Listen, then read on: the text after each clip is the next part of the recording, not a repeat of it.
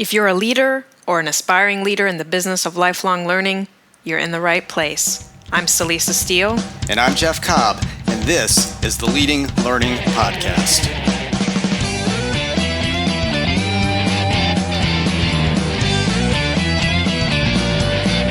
Hey there, this is episode 139 of the Leading Learning Podcast, and it features a conversation with Corbin Ball, a speaker, consultant, and writer with 20-plus years experience running international technology meetings.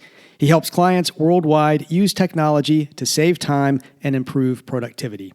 But before diving into this conversation with Corbin Ball, we want to acknowledge our sponsor for the second quarter of 2018. And that sponsor is Review My LMS, a collaboration between our company, Tagoras, and 100 Reviews.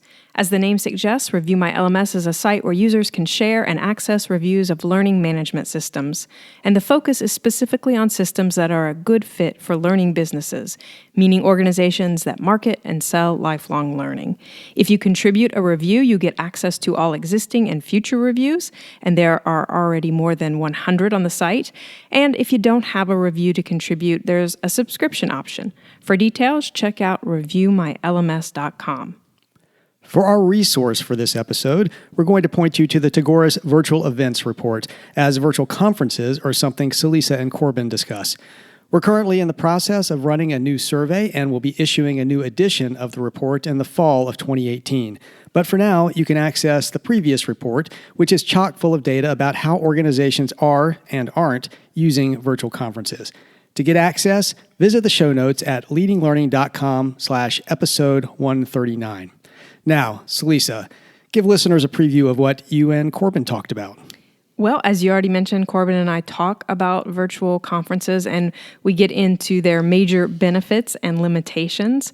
We also talk about virtual and augmented reality, and I know we've talked about AR and VR with other podcast guests, but Corbin's perspective is a little different. He works primarily at the intersection of technology and meetings, and so he talks specifically about the impact of virtual and augmented reality on meetings and events.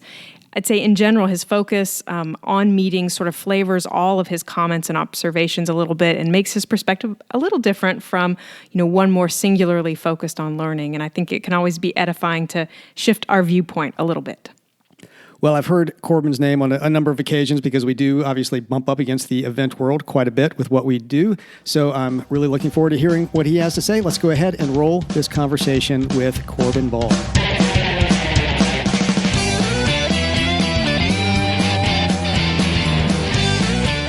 Hello out there, I'm Celisa Steele, and this is the Leading Learning Podcast. And today, I'm joined by Corbin Ball.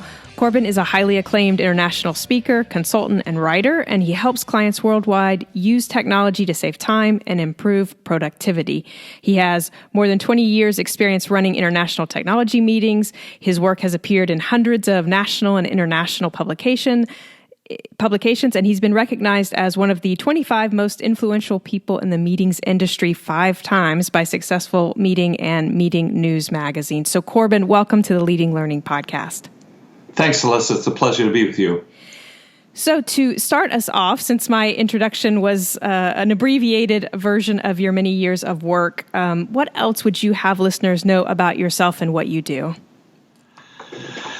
My background has been in technology as a meeting planner, but I think the last 20 years I've been working full-time as a meetings technology analyst. I'm an independent analyst. I've never made a cent of sale on any technology product, so I hope to give as unbiased of opinions as I can based on that. The whole area of meetings, trade show, technology, convention technology, those are my focuses, all aspects of technologies within those fields. Well, great. And I'm sure there are many people who need and can benefit from that independent perspective that you bring. And so you're working at this intersection of technology and meetings, and meetings and technology, of course, can be used for a variety of purposes. But since this is the Leading Learning Podcast, I'd like to focus on the use of technology and meetings to support and provide learning opportunities. And so maybe just to start things off, what do you see as the relationship between technology technology and meetings and learning. And in the work that you do, are meetings primarily tied to learning? Yes, I think so. Just on the fundamental basis, traditionally the two reasons why people go to events are networking and education or learning. And so those are the driving forces of bringing people there. With the rapid pace of change, job skills get quickly outdated, and what we've learned in college is obsolete in a few years, and meetings are one of the primary means of education for the industrialized world, and I see that as a major component. Technology, when used properly, can assist in that learning process and increase retention, but the meetings themselves are a very important means of education around the world. Well, and so I know that one of the areas you've given attention to is virtual meetings. And so why don't you tell us a little bit about what you see as the major benefits of virtual events and their major limitations too, and maybe, again, kind of especially with that learning lens on it, what do virtual events kind of make possible that's really helps with the learning, and what do they perhaps limit in terms of learning, if anything? Sure. Virtual events and online learning play, I think, a very important role in learning and in education. Webinars and other virtual meetings are a great source for short information exchange, and their strengths are they are typically much less expensive. Many of the tools are free, and they do not require travel, unlike face-to-face events. However, in today's multitasking and often distracted work environment, attention spans are short. And I think my general rule of thumb is about 35 to 45 minutes is maybe an hour is the maximum that you can expect someone to pay attention to a webinar, for example, while sitting in front of a monitor. Meetings, on the other hand, take people to a more focused environment with fewer distractions. As long as attendees are informed and entertained and fed, event hosts can keep them engaged for days. At the minimum, we at least share a contract, or at least look like we're paying attention at events. And so the opportunities for networking and brainstorming and relationship building are far greater at a face-to-face event than online. I think that's the power of meetings. They provide a vastly richer, more targeted, and more focused learning experience than most virtual meetings. Although, as I mentioned, virtual meetings for short information exchange is a really important vehicle as well. I'm sorry, I got a little distracted there. Could you repeat that? No, sorry, just kidding. Yeah, I totally agree that the distraction factor for virtual things can be serious. But I like what you're saying in terms of, though, they still have a role to play, and particularly if you are aware of that distraction factor and sort of compensate for it by having perhaps a shorter duration. I know you've, of course, been also following technology for virtual meetings, so it seems to me that kind of the technology that has supported virtual events has gotten a lot better over the years. In terms of the technology, though, from your standpoint as kind of this independent analyst, what changes have you noticed around the technology that supports these virtual meetings? Well, I think that webinars and webcasting and multi-point video conference systems are well established and reliable. And the good news is many of them are quite inexpensive, and some of them are free to use. They have become a mainstay. I think that they are, in terms of adoption phase, we're well into the mainstream adoption. Many people use that as one means of getting information, and I think it's, in my experience, I usually do 10 or 15 webinars a year, and the reliability factor is excellent these days. Yeah. Definitely. It's certainly changed a lot just in the decade or so that I've really been tuned in and making use. So, you started talking about it there in terms of, you think that sort of the adoption curve for virtual meetings is pretty high at this point. And so do you see that we're kind of at saturation, or do you think there's still kind of room for more adoption and for others to sort of come along? Kind of where would you say we are? I think that the benefit for especially online learning modules, on-demand learning, is huge. I think that it will eventually transform education at all levels as we know it, and so that the ability, it's not going to eliminate face-to-face education. In fact, face-to-face education in schools and universities at meetings are still a really important factor. But the approach that we've had in the past for kind of the didactic sage on the stage or a lecturer is changing. It's transforming to, instead of a dispenser of information, it is the speakers are becoming facilitators of learning. And the same, I think, is going to happen in education at all levels as well. And so I think there's a great opportunity for learning modules that are going to be focused specifically on individuals' needs, going to be based using artificial intelligence and responses on where they're at and what their learning styles are. There are great opportunities for development in those areas. Well, and so I know now, as we're sort of maybe pivoting with that to some of the more kind of edge technologies, I know you've been thinking and speaking about the impact of virtual reality and augmented reality on events.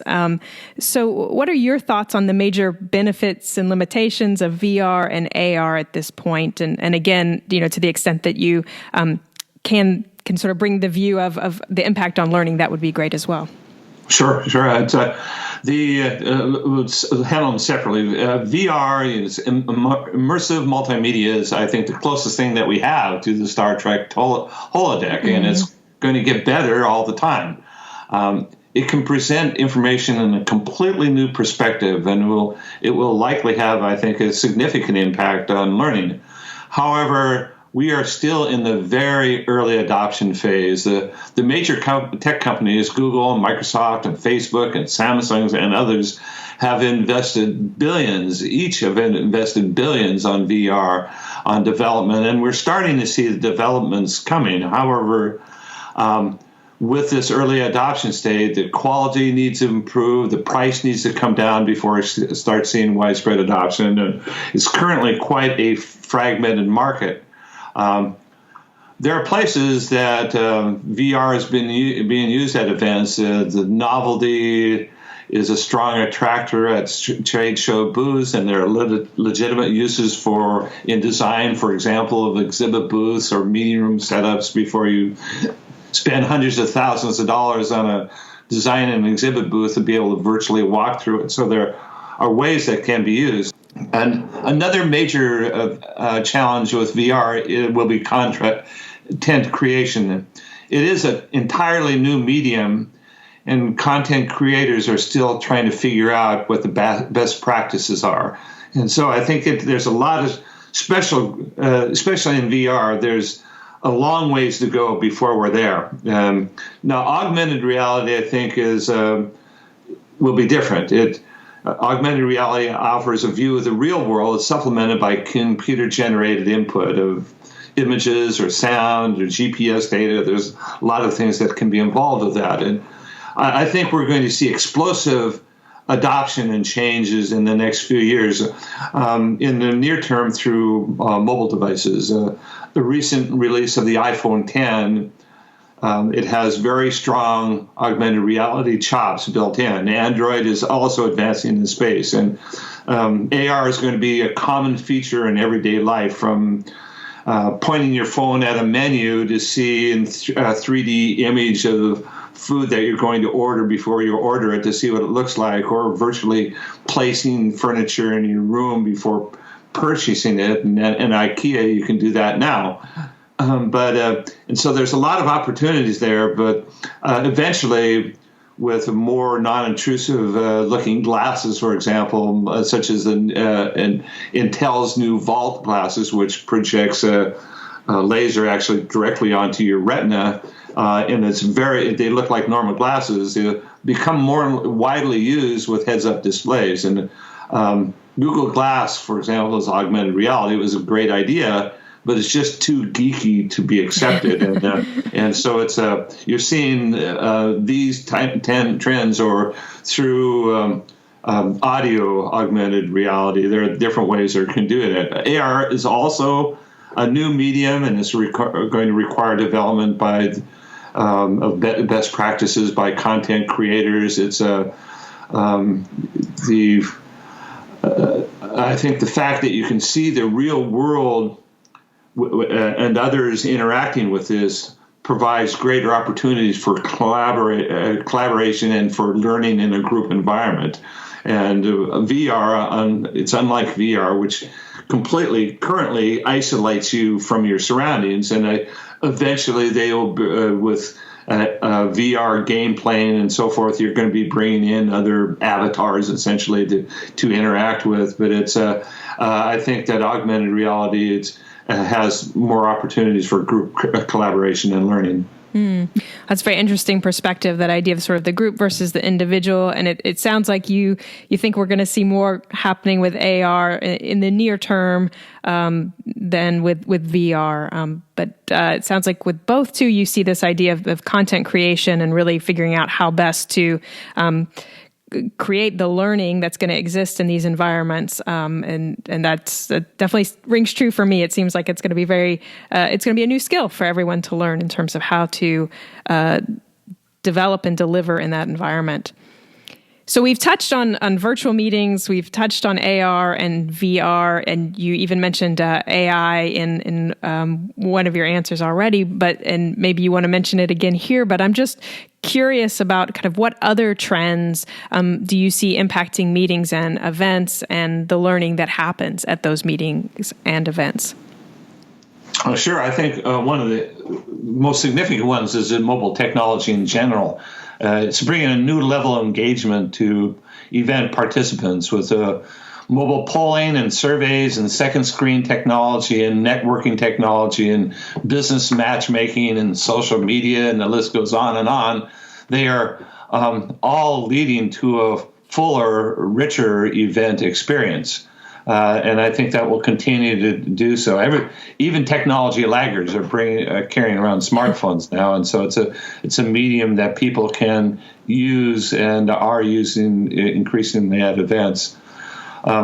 Also, technology is providing much better detail regarding an attendee journey at events. I used to call the on-site event the black hole of event data management. You had computers before and after, but during the event, you were flying blind.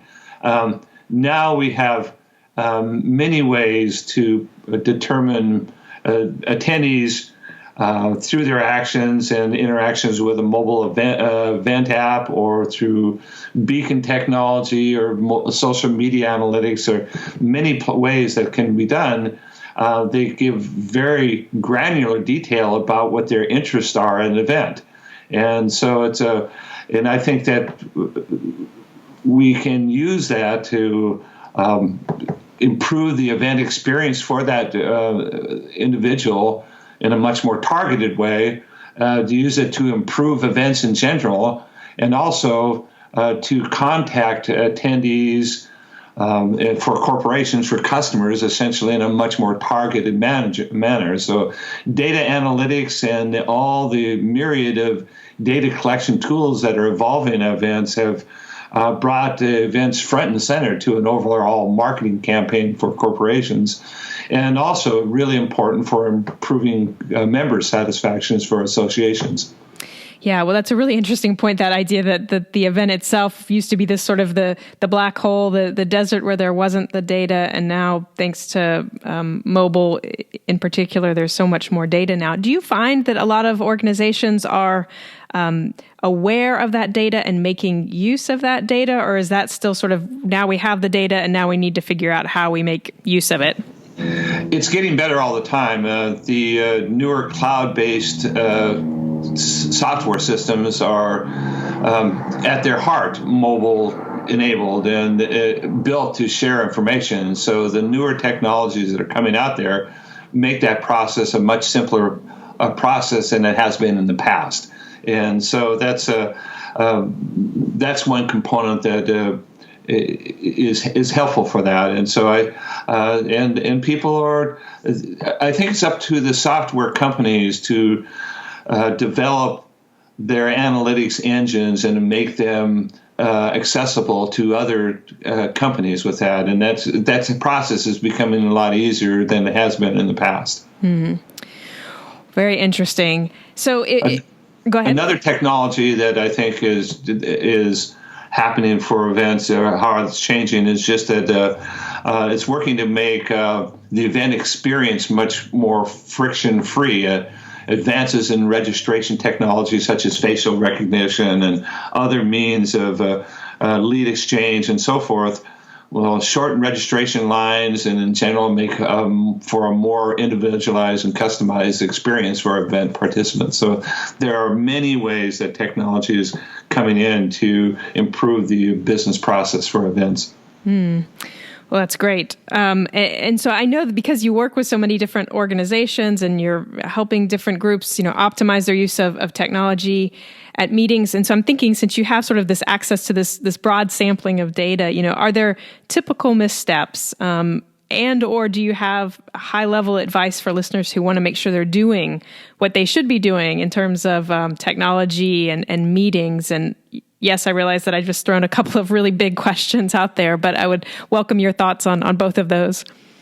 Well, on the major level, technology is not an end. It's a means to an end, and hopefully for a better event experience. So the first question is, my recommendation is, the first question to ask when using new technologies or considering it is, what are your goals and objectives in using it? How do you expect that will improve the event for the attendee, for the exhibitor, for the event planner or show manager, and how will you measure and quantify those successes? And so those are the things that you start with the basics, and there are a lot of bells and whistles technologies out there that you can throw in just for fun, but I think that broader perspective of really what how does this fit into the meetings, events and goals, and make sure that those align as you develop those new or consider new technologies. It's always very good to have the goal in mind, and like you said, to make sure that you realize that the technology is a means and not an end. So, if you think really big picture about kind of what's going on these days at the intersection of meetings and technology and learning, that intersection that we've been talking about, are there any developments or changes that get you excited or that get you worried? I think that events and learning in general will likely change more in the next 5 years than they have in the last 15 due to technologies. There are new ideas and innovations that are popping up like mushrooms. I think that online learning will, as I mentioned, transform education at all levels, as we know. People will learn from customized modules based on their learning styles and interests and ability. Group learning will be very important to discuss and analyze content, and for events, speakers will become, as I mentioned, less dispensers of information and more facilitators of learning. I'm very excited about the opportunities that are coming. Well, that's great. I like that idea because obviously technology then allows us to do more of that customization, more of that personalization of the learning for the individual. But I like too that you also mentioned the group learning that's still going to remain important. And again, I liked what you were saying in terms of kind of drawing that delineation between AR and VR in terms of kind of AR having more of that collaborative potential, at least in the near term. So we'll turn a little bit away from kind of your areas of expertise, and I want to ask you a question that we ask of everyone who comes on the Leading Learning podcast. And since our listeners are in the business of lifelong learning, we like to focus on the learning that our interviewees are doing after they've left their formal education experience, after they left college or graduate school. So for you, what has been one of the most powerful learning experiences that you've been involved in as an adult since finishing up your formal education? I think I'll contradict myself a little bit when I was talking about didactic speakers and so forth. That although I have just said that technology will have a huge impact on learning. I think the most powerful learning experiences I've had as an adult at events have been when gifted speakers transform how I looked at things. DeWitt Jones, the National Geographic photographer, speaking on creativity, or Mark Scherenboich talking about making connections, or just to name two of the dozens of great speakers I've seen over the years. They left me inspired and floating as I left the sessions. A skilled professional speaker, I believe, can change lives and can have a very strong impact at events. And so it's a combination that's outside of technology, but it's a combination of using technology to prove the process. But I think there's a space for excellent speakers to make a difference as well. Mm-hmm. I think it's like you were saying that there's a lot of potential for technology to support learning, but that people will continue, to gather for the place-based learning as well. And it sort of seems like similarly how so many people say, well, the lecture isn't the best way to learn. We need to have, more hands-on learning. And yet there are the excellent lectures. There are these great speakers that really can move us and inspire us. So I think that's a good point to be reminded of. And so last question, just as if listeners want to know more about you and your work, where should they go? Well, thanks for asking. There are a number of ways, but many can be found at my website, corbinball.com. It has a ton of free content on events and trade show technology. You can also there at my website subscribe to my free bi-monthly newsletter, and there are links to follow me on Twitter. My Twitter handle is Corbin Ball, LinkedIn and Facebook as well. So, but going to my website, corbinball.com, is a good kickoff points for all of those. Well, great. Thank you so much for making time for the conversation, Corbin. Happy to do so, Celisa. My pleasure. That wraps up our interview with Corbin Ball. To get show notes for this episode, go to leadinglearning.com/episode 139. And there you'll find access to the Tagoras Virtual Events Report that we mentioned as a resource for this episode. While you're there at the show notes, you'll also see various options for subscribing to the podcast. If you're getting value out of what you hear, we would be truly grateful if you would subscribe, as it helps us get some data on the impact of what we're doing. We'd also be grateful if you'd take just a minute to give us a rating on iTunes. Just go to leadinglearning.com/iTunes, and that'll put you in the right place.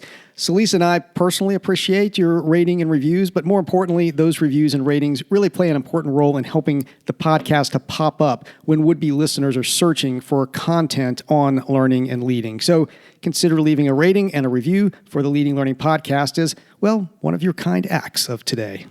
And we'd be grateful if you'd take a minute to visit our sponsor for this quarter, Review My LMS. Jeff and I put a lot of time and energy into the Leading Learning podcast, and one of the main reasons we're able to do that is because we're able to generate revenue through other sources like Review My LMS. So please visit reviewmylms.com, and if you can, contribute a review to help others find the right platform for their needs. Finally, consider telling others about the podcast.